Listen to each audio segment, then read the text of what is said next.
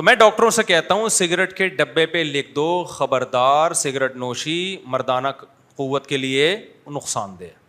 آپ دیکھو سگریٹ کے ڈبے اٹھا اٹھا کے لوگ پھینکیں گے. وہ ایک نوجوان گیا نا دکان پہ, کہتا ہے یار وہ سگریٹ چاہیے. سگریٹ کے ڈبے پہ لکھا ہوا تھا خبردار سگریٹ پینا مردانہ قوت میں کمی کا ذریعہ ہے.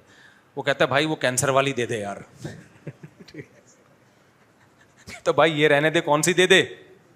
کینسر والی دے دے. کینسر قبول ہے میرے بھائی.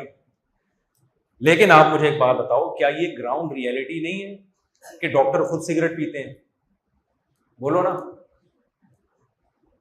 اچھا یہ ایسا بھی نہیں ہے سگریٹ کے بارے میں کہ اس میں ڈاکٹروں کا اختلاف ہو کہ جی حنفی ڈاکٹر کچھ اور کہتے ہیں, شافی ڈاکٹر کچھ, اہل حدیث ڈاکٹر کچھ اور کہتے ہیں. ایسا بھی نہیں ہے. یہ امریکہ کے ڈاکٹر کچھ اور کہتے ہیں, جاپان کے ڈاکٹر. میرے تو بڑے بڑے ڈاکٹروں سے بھی سلام دعا ہے نا, تو میں نے سگریٹ کے بارے میں بہت ڈاکٹروں سے انہوں نے کہا تو یہ ایک طے شدہ حقیقت ہے. یعنی ایک ریسرچ کے بعد یہ چیز, سائنس میں ایک تھیوری ہوتی ہے, نظریہ ہوتا ہے. نظریہ کا مطلب ایک رجحان ہوتا ہے, اور ایک چیز ہوتی ہے تحقیق. بھائی ریسرچ سے یہ بات ثابت ہو چکی ہے, جو بھی ریسرچ کے معیارات ہیں. تو WHO کی طرف سے یہ بات ثابت ہو چکی ہے کہ سگریٹ پینا صحت کے لیے صرف نقصان دہ نہیں ہے بلکہ انتہائی نقصان دہ ہے. اور کمال کی بات, اس سے آگے کی بات آپ کو بتاؤں, آپ حیران ہو جائیں گے. آپ کی اطلاع کے لیے عرض ہے کہ چینی کھانا سگریٹ سے زیادہ نقصان دہ ہے. نہیں آپ حیران ہو رہے ہوگے, خاص طور پہ 40 سال کے بعد جب وزن بڑھنے لگتا ہے. اور یہ بھی طے شدہ حقیقت ہے, کیونکہ وزن بڑھنے سے جو آپ کو نقصان ہوگا نا, وہ سگریٹ پینے والے نقصان سے بولو زیادہ ہے. سگریٹ پینے میں کینسر کا جتنا چانس ہے, وزن بڑھنے میں یہ چانس زیادہ ہو جاتا ہے. لیکن جو ڈاکٹر کہہ رہا ہوگا چینی کھانا 40 سال سے پہلے بھی نہیں کھاؤ, بچوں کو بھی چینی نہیں کھلاؤ, جان چھڑا دو اس عذاب سے. اب یہ آیا تھا نا چینی مارکیٹ سے شارٹ ہو گئی, مہنگی ہو گئی, یہ شکر ادا کرو یار چھوٹ ہی جائے وہ, یا بہت کم کر دو. اللہ نے اتنی میٹھی میٹھی چیزیں پیدا کی ہیں, شہد کھاؤ, گڑ کھاؤ یار, یہ کھا لو, اللہ آپ کھجور کھا لو. یہ زیادہ کھائے بھی نہیں جاتا. چینی تو آپ ربڑیاں کھا رہے ہیں, ربڑیاں. شہد تھوڑی اتنا ڈونگا بھر کے کھا لے گا آدمی, یہ تو 2 چمچے کھائے گا بس ختم. گڑ کتنا کھا لے گا آدمی, اور اس میں شکر کی لیول بھی بہت کم ہوتا ہے. چینی تو ہے ہی ٹوٹل A to Z شکر کے علاوہ کچھ, یعنی گلوکوز کے علاوہ کچھ بھی نہیں ہے اس میں.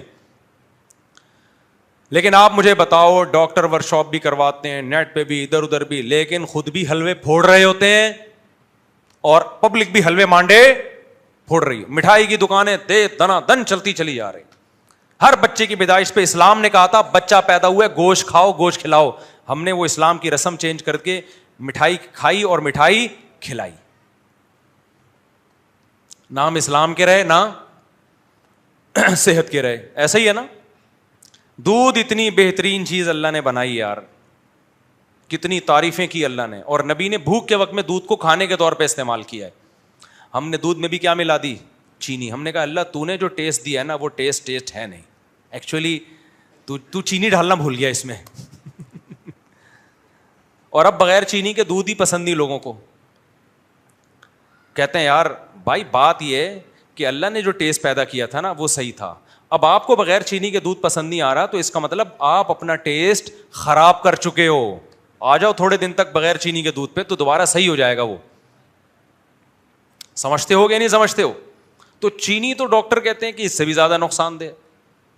چینی کے ڈبوں پہ کبھی لکھا ہوا دیکھا خبردار چینی کھانا صحت کے جتنی ہمیں جو انرجی چاہیے اس کے حساب سے تو چینی بہت زیادہ ہمیں انرجی دے رہی ہوتی ہے, کیلوریز دے رہی ہوتی ہے. خیر یہ ٹاپک نہیں ہے ہمارا.